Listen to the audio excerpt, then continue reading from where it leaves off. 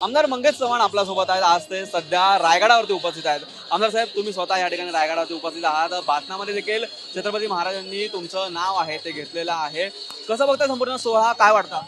ते खरं तर राजसदरेवर छत्रपती संभाजी महाराजांनी जे नाव घेतलं त्याचा आम्हाला मनापासून आनंद आहेच. पण मला असं वाटतं गेल्या 6 वर्षापासून हजारो तरुणांना घेऊन रायगडवारी आम्ही करत असतो. त्याचा आजचा हा 6वा वर्षाचा एक भाग आहे. आणि आज इथं आल्यानंतर एक नवीन प्रेरणा छत्रपतींच्या या पायथ्याशी माथा टेकून एक नवीन प्रेरणा घेऊन काम करायची ऊर्जा आम्हाला इथून मिळते. एक नवीन उपाययोजना आहे ती तुम्ही उद्या राबवणार आहात. एक नवीन योजना आहे ती तुम्ही आता करणार. काय नक्की आहे, काय नक्की उद्या भूमिका आहे? खरं तर ज्या पद्धतीने छत्रपतींनी सांगितलं त्या पद्धतीने एक कॅबिनेट तरी इथं रायगडावर घेतली पाहिजे. अशा पद्धतीने मुख्यमंत्र्यांना मी स्वतः भेटून त्यावर विधिमंडळात असेल त्यांना व्यक्तिगत पत्रव्यवहार करून मी मागणी करणार आहे की महाराष्ट्रातली एक कॅबिनेट ही छत्रपतींच्या रायगडावर घेतली पाहिजे. त्यांनी स्वराज्याची निर्मिती करून राज्य कसं चालवलं इथं येऊन ते सर्व मंत्र्यांनी प्रेरणा घ्यावी. या दृष्टिकोनातून आम्ही एक कॅबिनेट घेण्याची मागणी करणार आहोत. उद्या अनेक शिवमावळे एकत्र आहेत, तुम्ही गड देखील सर करणार आहे. काय ही संपूर्णपणे मोहीम आहे ती असणार?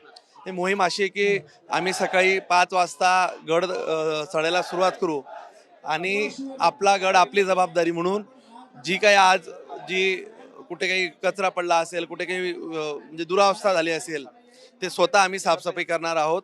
दरवर्षी आम्ही असं करत असतो. त्याचाच एक भाग तो आम्ही उद्या सकाळी इथं 5 वाजता येऊन करणार आहोत. 1000 तरुण चाळीसगावची इथं त्यासाठी उपस्थित आहेत.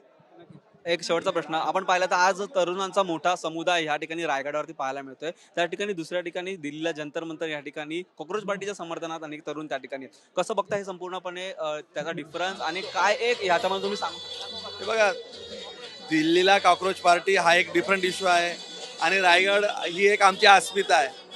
आता त्या कॉक्रोच पार्टीचा बॅक ऑफ द माइंड कोण आहे, ते कसं चाललंय, ते कुठून चाललंय, त्याच्या ड्रायव्हिंग सीटवर कोण आहे, हे काही मला नवीन तुम्हाला सांगायची गरज नाही. पण आज रायगडावर मी महाराजांना नतमस्तक होण्यासाठी आलो आहे. इथं कुठलाही पॉलिटिकल अजेंडा घेणं मला योग्य वाटत नाही. यावर मी सविस्तर माझी भूमिका विशद करायची वेळ आल्यावर करेन. तर आपण पाहिला की या ठिकाणी आहे ते चाळीसगावचे उद्या हजारो मावळे घेऊन गड सर करणार असल्याचं आमदार मंगेश चव्हाण यांनी सांगितलं आहे. योगेश सावंत, निखिल चव्हाण, टीव्ही 9 मराठी, रायगड.